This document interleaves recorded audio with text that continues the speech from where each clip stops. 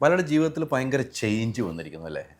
പല ഇപ്പോൾ പുതിയൊരു വിവാഹം ചെയ്തു, നല്ല സന്തോഷമായി ജീവിക്കും. ഞാൻ ഹെൽത്ത് വൈസ് നല്ല ഇമ്പ്രൂവ്മെൻറ്റ്സ്. ഞാൻ വിവാഹത്തിന് വന്ന ആളാണ്, അതുകൊണ്ട് പാർട്ടിയുടെ അടുത്ത് വന്നതാണ്. എന്ത് സന്തോഷമുള്ള ജീവിതമാണ്. നമുക്കൊക്കെ അസൂയ, ഇങ്ങനെ വേണം നിങ്ങൾ ജീവിക്കാൻ നമുക്കൊക്കെ തോന്നി. നല്ലൊരു ഭാര്യയെ കിട്ടി. ഞാൻ എന്ത് പറഞ്ഞാലും ഇത് എടുത്ത് കട്ട് ചെയ്ത് ട്രോളിലിടും മുൻപ് ഞാൻ പറഞ്ഞതൊക്കെ വെച്ചിട്ട്. പക്ഷെ ഞാൻ ഒരേ ഒരു കാര്യം എൻ്റെ അഭിപ്രായത്തിൽ പറയാണ്. ഒറ്റ അഭിപ്രായം പറയണമെങ്കിൽ എൻ്റെ മനവി, എൻ്റെ വൈഫ് കുറിച്ച് പറയുകയാണെങ്കിൽ, இந்த ജനറേഷനിൽ ഇപ്പോൾ ഇങ്ങനെ കിട്ടുന്നത് ഭയങ്കര ഒരു எனக்கு ഒരു ഭാഗ്യം. തീർച്ചയായിട്ടും തീർച്ചയായിട്ടും. எனக்கு കാലം നിറയെ ചേഞ്ച് ആയിடுச்சு, ജനറേഷൻ മാറി വരുവാണ്. ഞാൻ നമ്മൾ പറഞ്ഞു വെച്ചിരുന്നതെന്ന് തന്നെ തുടങ്ങാം. ഒരു നല്ലൊരു ജീവിതം അല്ലേ? വൈഫിനെ കുറിച്ചാണ് പറഞ്ഞുകൊണ്ടിരുന്നത്. അപ്പോഴാണ് ഇടയ്ക്കൊന്ന് കറണ്ട് പോയതോടെ. വൈഫിനെ കുറിച്ച് തുടരാം നമുക്ക്. അപ്പോൾ മീഡിയ ഒക്കെ കൊണ്ടുവരേണ്ടതാണ് പറയുന്നത്. ഇതും പറയുന്നെങ്കിൽ വന്നപ്പോൾ പ്രേക്ഷകരെ വന്നപ്പോൾ ഇദ്ദേഹം ചോദിച്ചു ഇൻ്റർവ്യൂവിലിരിക്കുന്നു. അപ്പം പറ്റില്ലെന്ന് പറഞ്ഞു. നിർബന്ധിച്ചിരിക്കുക, വരുവോ ഇല്ലെന്ന് എനിക്കറിയില്ല. അത് നമ്മൾ വിളിക്കും, വരും, എൻ്റെ അടുത്ത് വരും, ഉറപ്പായിട്ടും വരും. പക്ഷേ ജീവിതത്തിൽ ഇപ്പോൾ പറഞ്ഞു, ജീവിതത്തിൽ ഏറ്റവും സന്തോഷമുള്ളൊരു ഭാര്യ അല്ലേ? ഈ ജനറേഷനിലെ കുറിച്ചാണ് നമ്മൾ പറഞ്ഞുകൊണ്ടിരുന്നത്. അതെന്താണ് പൂർത്തീകരിച്ചത്? ഇല്ല സാർ, ഇപ്പോഴത്തെ ലൈഫ് സ്റ്റൈൽ എന്ന് പറയുന്നത് എല്ലാവരും ഏതോ ഒരു ഓട്ടത്തിൽ ഓടുവാണ്. இந்த ஜென்ரேஷன் ஒரு அர்த்தமில்லாத ஒரு ஜீவிதத்தில் ஜீவிச்சுകൊണ്ടിരിക്കുന്നത്.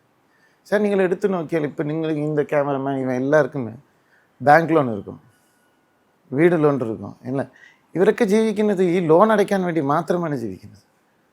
എന്നിട്ട് കുടുംബത്തിന് വേണ്ടി കഷ്ടപ്പെടുന്നത് അതല്ല ലൈഫ് സ്റ്റൈൽ. അതല്ല, കടനില്ലാതെ ജീവിക്കുന്നതാണ് ലൈഫ് സ്റ്റൈൽ. മനസമാധാനമായിട്ട്, കാശില്ലെങ്കിലും മനസമാധാനമായിട്ട് ജീവിക്കണം.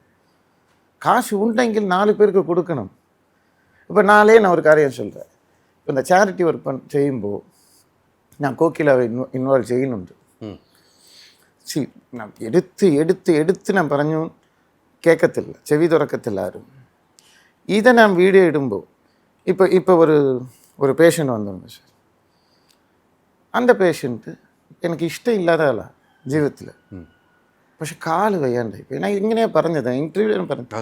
25,000 ருபீஸ் கொடுத்தேன் சத்தியம். ஆனால் நான் வீடியோ போட்டேன். அந்த ஆளுக்கு ஒரு எக்ஸ்ட்ரா ஒரு 40,000 கிடச்சிச்சு டைரெக்டாக. அது ஏன் நம்ம தடையணும்? இப்போ கோகிலா இந்த வீடியோவில் வரேன்னா, நான் ஒரு லிவர் பேஷண்ட், ട്രാൻസ്പ്ലാന്റ് ആയിരിക്കും. എൻ്റെ അറിവിൽ ഞാൻ കുറച്ച് നാൾ ജീവിക്കും, നല്ല രീതിയിൽ ജീവിക്കും. എനിക്ക് അടുത്ത ജനറേഷൻ നാളെ ഞാൻ വിട്ടിട്ട് പോയത്. அதனால தான் நான் ஒரு இன்டர்வியூவில் நான் പറയുന്നത്, நான் நல்லா இருப்பேன், எல்லாரையும் நல்லா வாழ வைப்பேன், ஹாஸ்பிட்டல் கட்டுவேன். അപ്പോൾ அந்த ஹாஸ்பிட்டல் யார் നോക്കണം? ഇത് ജനങ്ങൾക്ക് വേണ്ടിയല്ലേ നമ്മൾ ചെയ്യുന്നത്, മക്കൾക്ക് വേണ്ടിയല്ലേ നമ്മൾ ചെയ്യുന്നത്. ഇതിൽ ഞാൻ എന്ത് നേടാനാണ്? ഞാൻ കാശൊക്കെ പിരിച്ചിട്ടാണോ ഞാൻ ഹോസ്പിറ്റൽ കെട്ടുന്നത്? ഇല്ലല്ല, എൻ്റെ അപ്പൻ്റെ സ്വത്ത്, എൻ സ്വത്ത്. എനിക്ക് ശേഷം കോക്കിൽ അത് ചെയ്യണം, അത് കഴിഞ്ഞ് എൻ്റെ മകൻ ചെയ്യണം. അതാണ് വേണ്ടത്.